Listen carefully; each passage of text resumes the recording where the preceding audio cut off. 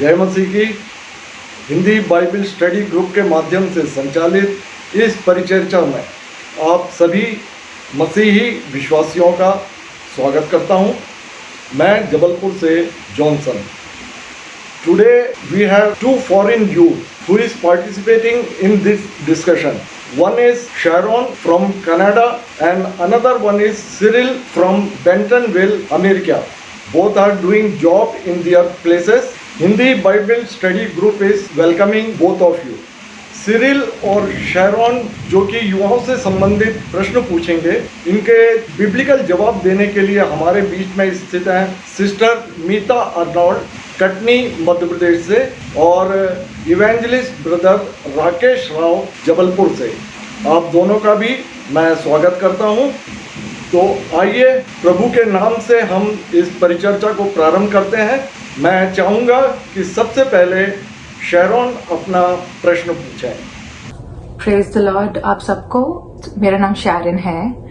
I have 3 questions. सो मेरा पहला question है, if we have 2 options in life, how to decide which is from God and which is an evil attack? यदि हमारे पास चुनाव है तो हम कैसे समझे या कैसे हमें निश्चय हो कि कौन सा परमेश्वर के द्वारा है और कौन सा शैतान की ओर से?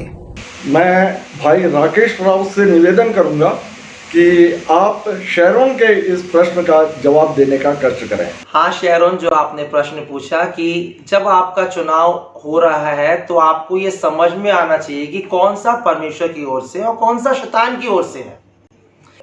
शैतान बहुत तड़क भड़क दिखाने वाला है।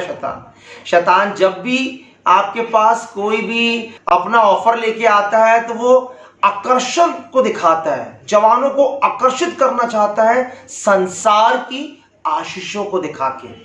सबसे पहली बात कि संसार की संपन्नता, संसार की प्रॉस्पेरिटी, संसार की पोजीशन और संसार का सारा कुछ शैतान आपके जीवन में दिखाने का प्रयास करेगा। तो शैतान ये अट्रैक्टिव चीजों को हमको दिखाना चाहता है हमेशा, और बहुत से जवान, आज का युवा जगत इसी अट्रैक्शन में फंस के, इसी अट्रैक्शन के द्वारा गलत निर्णयों में फंस के अपने जीवनों को बर्बाद कर रहा है। बर्बाद कर चुके हैं काफी लोगों ने। प्रभु यीशु मसीह को भी शैतान ने परीक्षा में जंगल में लेके क्या किया? अट्रैक्शन दिखाया दुनिया का। ना केवल प्रभु यीशु मसीह उत्पत्ति में हवा को उसने अट्रैक्ट किया, आंखों की अभिलाषा में फंसाने का प्रयास किया, वो फंस भी गई, लेकिन हमारा प्रभु यीशु मसीह इसमें जयवंत निकल के आया। तो जब हम इस सीमा के ऊपर है कि हम कैसा चुनाव करें, देखिए जीवन में शारोन हमको चुनाव तो करना ही है। परमेश्वर ने मनुष्य को सबसे बड़ी आशीष यही दिया है, स्वतंत्र चुनाव की, फ्री विल दिया है कि आप कैसा भी चुनाव कर सकते हैं। तो जब आपको चुनाव की अवस्था में आप पहुंच रहे हैं, आप चुनाव करने में हैं, तो आपको कैसे पता लगेगा कि ये परमेश्वर का चुनाव है? ये आपका प्रश्न था। तो जब आप जीवन में, देखिए जीवन से जुड़ी हुई सारी बातों में जब आप चुनाव का प्रश्न आता है तो याद रखिए, परमेश्वर का वचन हमारे जीवन की सारी बातों का अंतिम और प्रथम अधिकारित वर्ड ऑफ गॉड है। मतलब word of God is the final authority. परमेश्वर का वचन ही फाइनल है। परमेश्वर का वचन जो कह रहा है आपको चुनाव के लिए, आपके जीवन से संबंधित, उसके ऊपर आपका निर्णय आधारित होना चाहिए, वर्ड ऑफ गॉड के ऊपर। और उसके आगे परमेश्वर का वचन कहता है, यशाया उसके 30 और उसके 21 में, जब आप चुनाव करने पे हैं, वचन बताता है जब तू दाएं मुड़ने लगे या जब तू बाएं मुड़ने लगे तो पीछे से तेरी ओर एक आवाज आएगी कि सही मार्ग कौन सा है, किसमें हमको चलना है, अर्थात पवित्र आत्मा।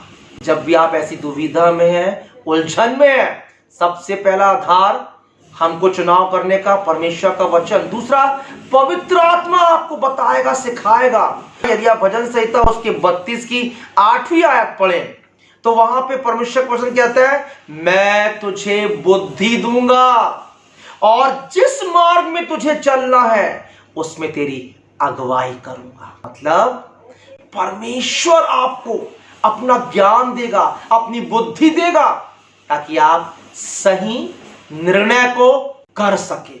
और उसके लिए कैसे हमको बुद्धि प्राप्त होगी, कैसे परमेश्वर की उपस्थिति प्राप्त होगी, यशाया उसके 40 और उसकी 31वीं आयत कहती है, जो यहोवा की बाट जोते हैं वो नया पे नया बल प्राप्त, अर्थात उनको परमेश्वर नया मार्ग बताएगा, उनको परमेश्वर सही दिशा देगा जो उसकी उपस्थिति में बैठते हैं।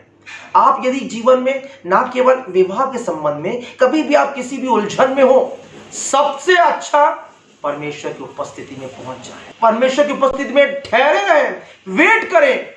आप देखना, प्रार्थना के बाद जब आप अपने कमरे से बाहर निकलेंगे ना, एक असीम शांति, ईश्वरीय संतोष आप अपने जीवन में प्राप्त करोगे शारों।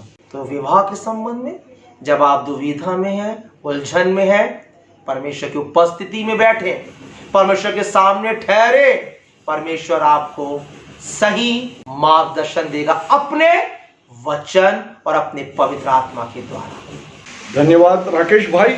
मैं चाहूंगा कि सिरिल अपना प्रश्न पूछे। What are the traits and characteristics a Christian youth should look for in their partner while considering them for marriage?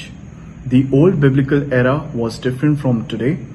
As per today's generation, which follows most of the secular principles, the characteristics of godly husband and wife written in Proverbs 31 is outdated. एक मसीही युवक या युवती विवाह के लिए अपने partner में कौन से गुणों को देखना चाहिए, क्योंकि बाइबल के लिखे जाने का समय और था और आज का समय कुछ और है। बाइबल में जो नीति वचन 31 अध्याय में स्त्री और पुरुष के गुण बतलाए गए हैं, वह अब आउट ऑफ फैशन हो गए हैं। मैं सिस्टर आर्नोल्ड से यह निवेदन करूंगा कि आप सिरिल के इस प्रश्न का उत्तर देने का कष्ट करें। सर, आपका क्वेश्चन है कि एक मसीही युवक या युवती विवाह के लिए अपने पार्टनर में कौन से गुणों को देखना चाहिए। सर, ये क्वेश्चन केवल आपका नहीं, प्रत्येक मसीही युवक और युवती का होना चाहिए। शैरन, आपके लिए भी ये प्रश्न का उत्तर उपयोगी हो सकता है। सिरिल, आप कह रहे हैं कि नीति वचन 31 जो चैप्टर है वो आउट ऑफ फैशन है। No no no no no, बिल्कुल भी नहीं। Cyril, it's not out of fashion. हाँ, स्त्री अब ऊन या सन के वस्त्र नहीं बना रही, वो खेत में काम नहीं कर रही है, लेकिन वो ऑफिस देख रही है, वो कंप्यूटर पर बैठकर काम कर रही है। इस चैप्टर में जो सबसे मेन वर्स है उस पर ध्यान दीजिए। नीति वचन 31 का 27 लिखा है, वो अपने घराने के चाल चलन को ध्यान से देखती है और अपनी रोटी बिना परिश्रम नहीं खाती। जब आप युवक या युवती का अपने लिए चुनाव करते हैं तो देखें कि सामने वाला परिश्रम से, मेहनत से कमाने वाला है या नहीं। पहली चीज, क्या आप जानते हैं अब्राहम ने अपने बेटे इसहाक के लिए जब अपने विश्वसनीय दास को लड़की देखने भेजा तो कहा था कि मेरे देश में मेरे कुटुंब से लड़की देख। आपको पता है कि उसका दास परमेश्वर से कैसी लड़की को मांगता है कि जब मैं पानी पीऊं तो वो मुझे पानी पिलाने के साथ साथ मेरे ऊंट को भी पानी पिलाए। आप जानते हैं कि ऊंट एक बार में बहुत सारा पानी पीकर स्टोर कर लेता है। वो दास प्रभु का दास था, प्रभु से भय मानने वाला दास था। उसने अपने स्वामी के बेटे के लिए ऐसी बहू चाही जो मेहनती हो, जो उसके साथ साथ ऊँटों को जो पानी पिला दे। वो भी एक ऊँट नहीं था, 10 ऊँट उसने चुने थे ले जाने के लिए। सो इतने सारे ऊँट को पानी पिलाना किसी मेहनती लड़की के द्वारा संभव था और उसने वो परमेश्वर से मांगा था और हमने देखा कि ऐसा उसने पाया। जेनेसिस 2:18 में लिखा हुआ है, फिर यहोवा परमेश्वर ने कहा, आदम का अकेला रहना अच्छा नहीं, मैं उसके लिए ऐसा सहायक बनाऊंगा जो उससे मेल खाए। यहाँ मेल खाने का अर्थ है दो लोगों के विचार अर्थात थॉट्स, आप दो लोगों के वर्क स्टाइल, आपके मॉरल्स, सोशल वैल्यूज, ये मेल खाने चाहिए। इंग्लिश बाइबल में लिखा है, it is not good that the man should be alone. I will make him a helper as his partner. Partner means companion, associate. अर्थात दो लोगों में समानता होनी चाहिए. So आपको जब अपने पार्टनर आपको चुनना हो विवाह के लिए, तो आप देखें कि पहली बात वो मेहनती हो, दूसरी बात उसमें आपको इन समानताओं को देखना चाहिए.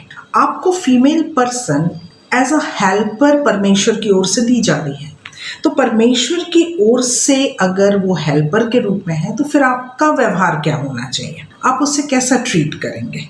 आप ध्यान दें, जब शैतान द्वारा यीशु मसीह की परीक्षा होती है, मैथ्यू चैप्टर 4 में आप देखें, तो परीक्षा में आप 4th चैप्टर के 8 और 9 वर्स को देखें.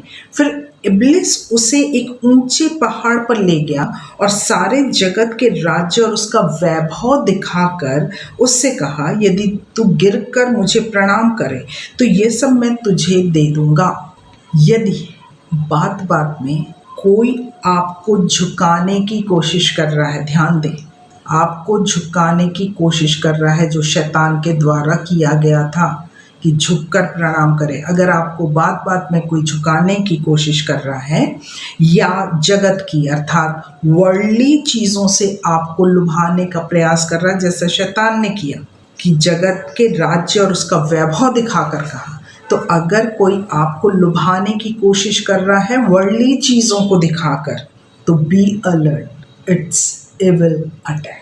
इफिसियों 4:29 में लिखा है, कोई गंदी बात तुम्हारे मुंह से ना निकले, पर आवश्यकता के अनुसार वही निकले जो उन्नति के लिए उत्तम हो, ताकि सुनने वाले पर अनुग्रह हो. आपको अपने पार्टनर का चुनाव करते समय ध्यान रखना चाहिए कि सामने वाला युवक या युवती जिसका चुनाव आप कर रहे हैं, उसके मुंह से ऐसे वचन निकल रहे हैं कि नहीं, ऐसी बातें निकल रही हैं कि नहीं जो आपके उन्नति के लिए आवश्यक है. सो इन बातों के अलावा आप और भी चीज़ों को ध्यान दे सकते हैं कि सामने वाला शक्की ना हो, डिंग मारने वाला नहीं हो, उसका अपने भाई बहन के साथ बर्ताव कैसा है, अपने माता पिता के बारे में उसका क्या बर्ताव या क्या सोच है, माता पिता से उसे कैसे संस्कार मिले हैं, इनको भी आपको ध्यानपूर्वक देखने की ज़रूरत है. ऐसा व्यक्ति, ऐसा युवक या युवती जो यीशु मसीह को अपना उद्धारकर्ता मानता या मानती, निश्चित रूप से पवित्र आत्मा के फल उनमें दिखाई देंगे. प्रेम, आनंद, शांति, धीरज, कृपा, भलाई, विश्वास, नम्रता, संयम. अगर ये गुण किसी युवक या युवती में दिखाई दे रहे हैं, तो वो परमेश्वर का भय मानने वाला युवक या युवती है. और यीशु मसीह को उद्धारकर्ता मानने वालों में ये गुण होते हैं. पहला कुरिन्थियों 14 और 33 कहता है, 1 कुरिन्थी चैप्टर 14 वर्स 33, परमेश्वर गड़बड़ी का नहीं परंतु शांति का करता है. For God is not the author of confusion but of peace. अगर आपको किसी से बात करके पीस महसूस नहीं हो रहा, लेकिन हर समय गड़बड़ी और आपको टेंशन क्रिएट हो रहा है, तो फिर वो परमेश्वर की ओर से नहीं है. आपको सावधान हो जाना चाहिए. ये कुछ ऐसे गुण हैं जो बाइबल में से बताए गए हैं. आप इनका ध्यान रखकर अपने लिए मसीही युवक या युवती को का चुनाव कर सकते हैं. परमेश्वर आप लोगों को आशीष दे. धन्यवाद सिस्टर आर्नल्ड, सुंदर जवाब. सिस्टर, मैं समझता हूँ कि आपके इस जवाब से जरूर संतुष्ट हुई होंगी, क्योंकि आपने बाइबल संदर्भों का भरपूर उपयोग किया. अब मैं सिरिल से निवेदन करूंगा कि वे अपना प्रश्न पूछें. Should a Christian youth marry someone who were not living according to the Christian principles in the past and they lost their virginity, but now they are in Christ? क्या एक मसीही युवक को ऐसी युवती से विवाह करना उचित होगा जो पहले मसीहत में नहीं थी और जिसने अपना कौमार्य खो दिया हो, लेकिन अब वह मसीहत में है? मैं इवेंजलिस्ट ब्रदर राकेश राव से निवेदन करूंगा कि सिरिल के इस प्रश्न का उत्तर आप बाइबल आधारित देने का कष्ट करें. Praise the Lord. सिरिल, आपने जो प्रश्न पूछा, कुंवारीपन किसी बेटी ने, कन्या ने खो दिया है. यदि बाइबल के अनुसार हम इस बात को देखें तो विवाह के पूर्व कुंवारापन खो देना परमेश्वर की दृष्टि में व्यभिचार कहा गया है। यदि आप पुराने नियम में आए, पुराने नियम में आप पढ़ें तो व्यवस्था विवरण 22 उसकी 23वीं और 24वीं आयत इस प्रकार कहती है कि यदि कोई कन्या किसी पुरुष के साथ अपनी सहमति से यदि व्यभिचार में पकड़ाई जाती है और या उसके बारे में पता लगता है तो उसे दोनों को पथरवा करके मार डालने का आदेश था, क्योंकि परमेश्वर की दृष्टि में इसे घोर पाप समझा गया है। उसके बाद जब आगे पढ़ें, यदि अब कुंवारी कन्या का बताया, विवाहित स्त्री, यदि विवाहित स्त्री व्यभिचार में पकड़ी जाए तो मूसा की व्यवस्था के अनुसार उससे तलाक देने की व्यवस्था थी। अब हम नए नियम की बात करते हैं कि नए नियम में परमेश्वर का वचन हमें इसके बारे में क्या निर्देश देता है। जब यीशु मसीह इस पृथ्वी पे थे, अपनी सेवकाई को वो कर रहे थे, तो यीशु मसीह के पास भी एक व्यभिचारिणी स्त्री को लेके आया गया। जब यीशु मसीह के पास वो लाई गई तो उसके ऊपर दोष लगाया गया। बाइबल कहती है वो व्यभिचार करते हुए पकड़ी गई। तब यीशु मसीह ने दोष लगाने वालों को बोला जो कोई निर्दोष हो वो उसके ऊपर पत्थर मारे, और कुछ लिखने लगा प्रभु यीशु मसीह जमीन के ऊपर। तो बाइबल इस बात को बताती है किसी ने उस स्त्री के ऊपर पथराव नहीं किया। और उसके बाद यीशु मसीह उस स्त्री से कहते हैं कि अब मैं भी तुझ पर दोष नहीं लगाता, जा फिर पाप मत करना। सिरिल, रोमियो 3:23 क्या कहता है? यदि विवाह के संबंध में आपने प्रश्न पूछा है, आपको परमेश्वर के वचन की जानकारी या परमेश्वर के वचन का ज्ञान हमको होना बहुत जरूरी है। रोमियो 3:23 क्या कहता है? इसलिए कि सबने पाप किया और परमेश्वर की महिमा से रहित हैं। वो व्यभिचारिणी स्त्री ने पाप किया, पाप करते हुए पकड़ी गई, यीशु मसीह ने उसे माफ किया। और रोमियो 3:23 कहता है इसलिए सबने पाप किया और परमेश्वर की महिमा से रहित है। ना केवल इतना सिरिल, यशाया 1:18 में स्वयं परमेश्वर इस बात को कह रहे हैं, तुम्हारे पाप कैसे भी रंग के क्यों ना हो, तुम्हारे पाप लाल रंग के, अर्गवानी रंग के, इसका मतलब तुम्हारे पाप गंदे से गंदे पाप भी क्यों ना हो तुम्हारे, मेरे पास आओ, मैं उसे धो के हिम की नाई श्वेत कर दूंगा। यदि वो पहले प्रभु में नहीं थी और उससे व्यभिचार हो गया है, लेकिन अब परमेश्वर ने जब उसको बुलाया, अपने अनुग्रह में बुलाया, उसके पापों को अपने लहू से यीशु मसीह ने धो के शुद्ध किया, उसके लिए पौलुस कहता है 2 कुरिन्थियों उसके 5:17 आयत में, सो अब से जो कोई प्रभु यीशु मसीह में है सिरिल, वो नई सृष्टि है, वो नई सृष्टि बन जाता है, वो परमेश्वर में एक नई रचना हो जाता है वो व्यक्ति, और उसके सारे पापों को परमेश्वर भुला देता है। ना केवल इतना, लेकिन रोमियो उसके 8वें अध्याय की पहली आयत कहती है, अब से जो कोई प्रभु यीशु मसीह में है उन पर दंड की आज्ञा नहीं है। यीशु मसीह ने भी व्यभिचारिणी स्त्री को दंड नहीं दिया, और जो अब प्रभु यीशु मसीह में आ गया है, परमेश्वर उसको दंडित नहीं कर सकता। मैं आपके प्रश्न का उत्तर देना चाहता हूं, यदि वो कन्या जिसका कौमार्ग खत्म हो गया है, अब वो प्रभु यीशु मसीह में है, प्रभु यीशु मसीह से प्यार कर रही है, उसकी सेवा में लगी है, उसकी आराधना में लगी है, प्रार्थना में लगी है, तो हाँ सिरिल, विश्वासी होने के नाते एक जवान ऐसी कन्या से विवाह कर सकता है। धन्यवाद राकेश भाई। मैं चाहूंगा कि शेरोन अपना प्रश्न पूछे। So this third question is asked by my colleague. His name is Mandeep. ये last question मेरे colleague ने पूछा, उनका नाम मनदीप है। It is said that money is the root of all evil things. Then why it is very important for our survival? ये कहा जाता है कि धन सारी बुराइयों की जड़ है, तब भी ये क्यों हमारे सर्वाइवल के लिए अत्यधिक आवश्यक है? सिस्टर अर्नोल्ड से मैं निवेदन करता हूं कि शैरोन के इस प्रश्न के उत्तर को आप बाइबल संदर्भों को देते हुए आप उत्तर देने का कष्ट करें। शरण, आपके कलीग मनदीप की ओर से क्वेश्चन है कि it is said that money is the root of all evil, then why it is so necessary for our survival. ऐसा कहा जाता है कि धन सारी बुराइयों की जड़ है, फिर धन जीविकोपार्जन के लिए अत्यधिक आवश्यक क्यों है? शरण, अगर मैं आपसे या मनदीप से जानना चाहूँ कि आप कनाडा क्यों गए, सिरिल मैं आपसे भी पूछूं कि आप यूएस क्यों गए, तो निश्चित रूप से आप लोग अपने अच्छी लाइफ के लिए, अच्छे सर्वाइवल के लिए वहाँ गए हैं, और धन या पैसा उनमें से एक मेन फैक्टर है। यदि हम प्रारंभ के दिनों में देखें, जब आदम हवा के द्वारा पाप किया गया तो परमेश्वर ने स्वर्ग और भूमि को श्रापित किया, लेकिन उसने आदम से कहा जेनेसिस 3:19 में कि तू अपने माथे के पसीने की रोटी खाया करेगा। इससे स्पष्ट है कि उसका कहना था परमेश्वर का कि आदम तू मेहनत करेगा, कमाएगा, तब खाने पाएगा। भजन संहिता 128:1-2 को देखें, साम 128:1-2 लिखा है, क्या ही धन्य है हर एक जो यहोवा का भय मानता है, तू अपनी कमाई को निश्चय खाने पाएगा।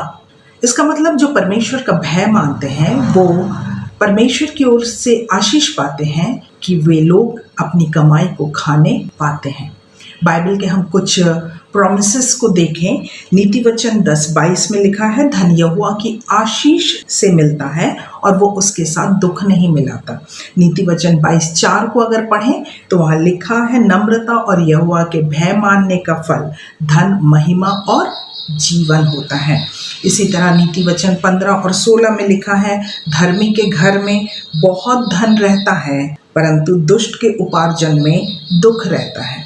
नीति वचन 3:16 में लिखा है, उसके दाहिने हाथ में दीर्घायु और बाएं हाथ में धन और महिमा है। इसका मतलब धन जो है वो परमेश्वर की आशीष से मिलने वाली चीज़ है। हम एक एग्जाम्पल को देख लेंगे बाइबल से, इसहाक के, जो हमें जेनेसिस और 26 चैप्टर में मिलता है। अगर आप पूरे चैप्टर को पढ़ते हैं शैरन, और आप अपने कलीग को भी बता सकते हैं कि इसहाक ऐसा था, आइजक ऐसा इंसान था जो हर बात पर परमेश्वर पर भरोसा रखता था, परमेश्वर से प्रार्थना करता था। वो गरार देश में रहता था, तब अकाल पड़ा, और जेनेसिस 26:12 में लिखा है, उसने जोता, बोया और 100 गुणा फल पाया। आगे लिखा है, यहोवा ने उसको आशीष दी और वो बढ़ा और उसकी उन्नति होती चली गई और वो अति महान पुरुष हो गया। इसका मतलब आइजक एक ऐसा इंसान था जो परमेश्वर के भय में चलने वाला था। हर बात पर वो परमेश्वर से प्रार्थना किया करता था, और अकाल के समय भी जब उसने मेहनत की तो उसके मेहनत में लिखा हुआ है कि वो जोता, बोया और 100 गुणा फल पाया। सो परमेश्वर की ओर से हमें धन मिलता है, इस बात को हमें समझना चाहिए। बहुत स्पष्ट रूप से 1 तीमुथियुस 6:8-10 में लिखा हुआ है, और अगर हम उसको देखें और उसके साथ ही नीति वचन 21:6 को भी देख लें तो नीति वचन 21:6 में लिखा है, जो धन झूठ से प्राप्त होता है वो वायु से उड़ जाने वाला कोहरा है। तो अगर झूठ से धन कमाना चाहें तो वायु से उड़ जाने वाला कोहरा है। अगर हम 1 तीमुथियुस 6 उसके 8 को देखें तो लिखा है, यदि हमारे पास खाने और पहनने को हो तो इन्हीं पर संतोष करना चाहिए। तो जो धन परमेश्वर की आशीष से आपको मिला है, हमें उस पर संतोष करना चाहिए। आगे लिखा है 9वें और 10वें पद में, पर जो धनी होना चाहते हैं वे ऐसी परीक्षा और फंदे और बहुत सी व्यर्थ और हानिकारक लालसाओं में फंसते हैं जो मनुष्य को बिगाड़ देती है और विनाश के समुद्र में डुबा देती है। क्योंकि रुपए का लोभ सब प्रकार की बुराइयों की जड़ है, जिसे प्राप्त करने का प्रयत्न करते हुए बहुतों ने विश्वास से भटककर अपने आप को नाना प्रकार के दुखों से छलनी बना लिया है। इसका मतलब ये है कि यदि हम लालच में आकर व्यर्थ की लालसाओं में फंसकर धन कमाने का प्रयास करें, उदाहरण के तौर पर हम घूस लेने लगे, ब्राइब हम अगर लेते हैं, इस तरह के गलत कामों को हम करते हैं, लोभ में आकर गलत कामों से हम पैसे को कमाना चाहते हैं, तो उस पर परमेश्वर की आशीष नहीं है और वही बुराइयों की जड़ भी है। लेकिन यदि हम परमेश्वर की आशीष से पाए धन के अनुसार संतोष करके चलते हैं और परमेश्वर के भय में रहते हैं, तो निश्चित रूप से परमेश्वर उस कमाई पर आशीषों को देता है। वो कमाई जो हमारे सर्वाइवल के लिए आवश्यक है, बस हमें उस पर संतोष करना है। लेकिन यदि हम बाइबल के हम कुछ प्रॉमिसेस को देखें, लोभ रहित हो और जो तुम्हारे पास है उसी पर संतोष किया करो। सुंदर जवाब सिस्टर अर्नाल्ड। मैं समझता हूँ कि शैरॉन आपके इस जवाब से जरूर संतुष्ट हुई होंगी, क्योंकि आपने बाइबल संदर्भों का भरपूर उपयोग किया। अब मैं सिरिल से निवेदन करूंगा कि वे अपना प्रश्न पूछें। Should a Christian youth solely expect God to bring the partner to them for marriage, or the youth should talk to different girls while dating to know who is the right partner for him? क्या एक मसीही युवक को विवाह हेतु उपयुक्त कन्या के लिए प्रार्थना में परमेश्वर पर निर्भर होना चाहिए, या विभिन्न लड़कियों से बातचीत एवं डेटिंग करके यह जानना चाहिए कि उसके लिए उपयुक्त पार्टनर कौन है? मैं इवेंजलिस्ट ब्रदर राकेश राव से निवेदन करूंगा कि सिरिल के इस प्रश्न का उत्तर आप बाइबल आधारित देने का कष्ट करें। इसीलिए ये प्रश्न उठ रहा है क्योंकि पढ़े लिखे हैं हमारा आज का युवा वर्ग, और उनको ये ज्ञान होना चाहिए। जब उन्होंने सारा संसारिक ज्ञान, सारा योग्यता को हासिल किया है, तो जब वो अपने जीवन में पार्टनर का निर्णय ले रहे हैं, और ये सबसे महत्वपूर्ण निर्णय होता है किसी जवान के जीवन का, क्योंकि ये निर्णय होता है सिर्फ जो आपके पूरे भविष्य का निर्धारण करता है। ये ऐसा निर्णय है जवानों का, चाहे लड़का हो चाहे लड़की, जब वो अपने जीवन में विवाह का निर्णय ले रहे हैं, ये विवाह ही के ऊपर निर्भर है उस आने वाला पूरा जीवन। तो जरूरी ये है, परमेश्वर वचन क्या कहता है नीति वचन 3:5 में, कि तू अपनी समझ का सहारा ना लेना, परंतु संपूर्ण मन से अपने परमेश्वर यहोवा के ऊपर भरोसा रखना। ये अच्छी बात है कि हम अपनी योग्यता के अनुसार डेटिंग करने के द्वारा से, या चैटिंग करने के द्वारा से, या मुलाकात करने के द्वारा से पार्टनर्स को चुनने का प्रयास करते हैं। हम चाहते हैं कि हमको हमारी ही योग्यता, हमारी ही मानसिक स्तर का, हमारी ही स्टेटस के अनुसार हमको हमारा लाइफ पार्टनर मिले। कुछ हद तक ये ठीक है कि हाँ, हमें करना चाहिए और हम करते भी हैं, लेकिन मैं सिर्फ ये कहना चाहता हूं कि हम मनुष्यों की बुद्धि कितनी है, अच्छे से अच्छा भी यदि हम अपने लिए लाइफ पार्टनर चुने, तो सर्वोत्तम से सर्वोत्तम भी यदि हम चुनाव करें ना, तो वो परमेश्वर की असीमित बुद्धि के सामने हमारी बुद्धि छोटी सी है। हम सर्वोत्तम भी चुनेंगे ना, तो वो परमेश्वर के सर्वोत्तम या परमेश्वर के अच्छे के सामने भी हमारा सर्वोत्तम नहीं है। यिर्मयाह 29:11 में परमेश्वर कहता है, जो कल्पनाएं मैं तुम्हारे लिए करता हूं, जो योजनाएं मैं तुम्हारे लिए बना रहा हूं, वो हानि की नहीं है, वो लाभ की है। जब वो हमारे लिए लाइफ पार्टनर का चुनाव करता है, जब वो हमारे लिए योजना बनाता है हमारे भविष्य की, अर्थात हमारे विवाह की, जिसके ऊपर हमारा भविष्य निर्धारित है, जब वो उसकी योजना बना रहा है, तो वो स्वयं बोल रहा है कि वो हानि की नहीं है, वो लाभ की योजना है। और सिर्फ मैं ये कहना चाहूंगा कि परमेश्वर का वचन कहता है इब्रानियों 13:4 में, ये विवाह कोई ऑर्डिनरी चीज नहीं है।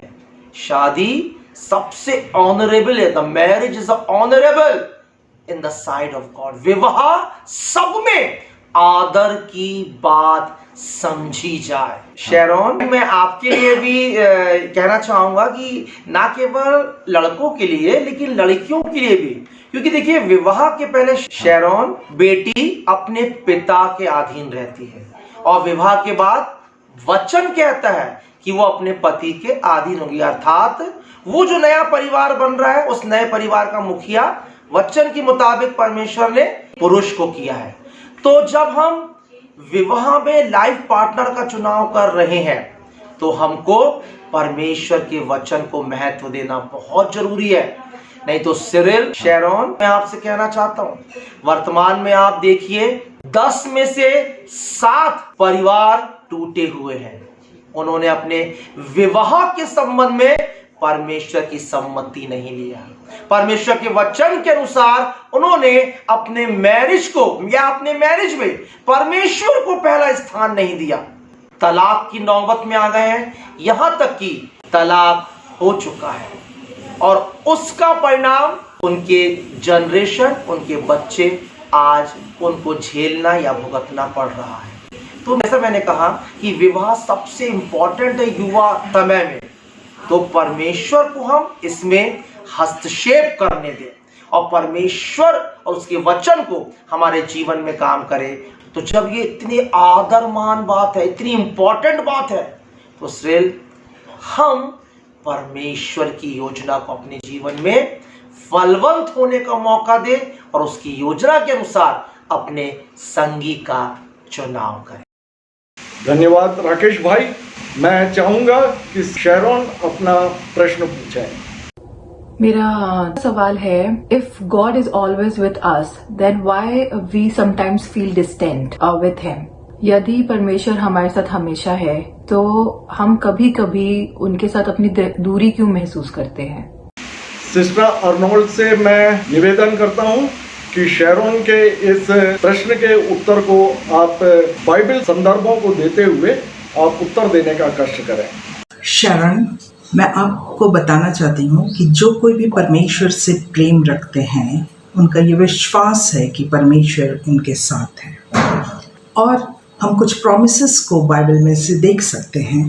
पहला प्रॉमिस हम देख सकते हैं यशायाह 41 और उसके 10th वर्स में, जहाँ इस तरह से लिखा हुआ है, मत डर, मैं तेरे साथ हूँ, इधर उधर मत ताप, मैं तेरा परमेश्वर हूँ, मैं तुझे दृढ़ करूँगा और तेरी सहायता करूँगा, अपने धर्म में दाहिने हाथ से मैं तुझे संभाले रहूँगा।